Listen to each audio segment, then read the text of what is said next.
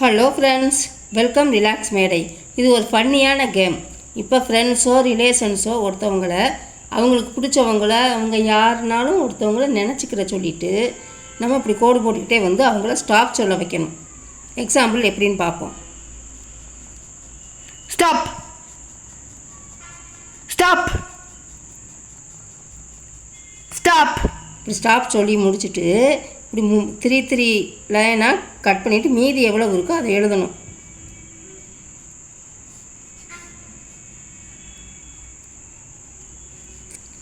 $120 வருது. இதுக்கு என்ன வேர்ட் வருதுன்றதை இந்த அடுத்த இதில் பார்ப்போம்.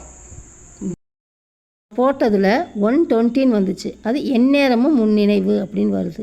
இப்போ மற்ற நம்பர் வந்துச்சுன்னா என்னன்னு பார்ப்போம். 000 அப்படின்னா தூய அன்பு. 001 உன்னை பற்றி கவலை. 002 எப்போதும் முன்னினைவு. 010 உன்னை பற்றி மட்டும் கவலை.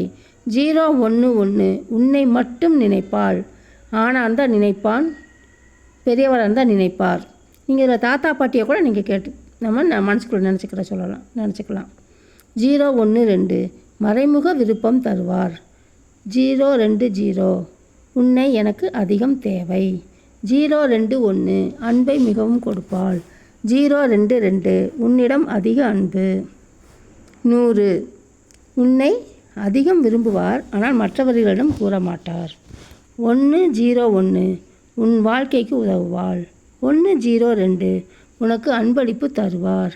110 உன்னை மட்டும் இல்லாமல் எல்லோரிடமும் ஒரே மாதிரி பழகுவாங்க, எல்லோரிடமும் ஒரே நினைவு. 111 உன்னை புகழ்ந்து பேசுவாள், ஆனால் மனதிற்குள் வஞ்சனை வைத்திருப்பாள். 112 உன்னை விரும்புவார். 120 எந்நேரமும் முன்னினைவு. 121 உன்னிடத்தில் ஏதாவது சொல்ல விரும்புவார்.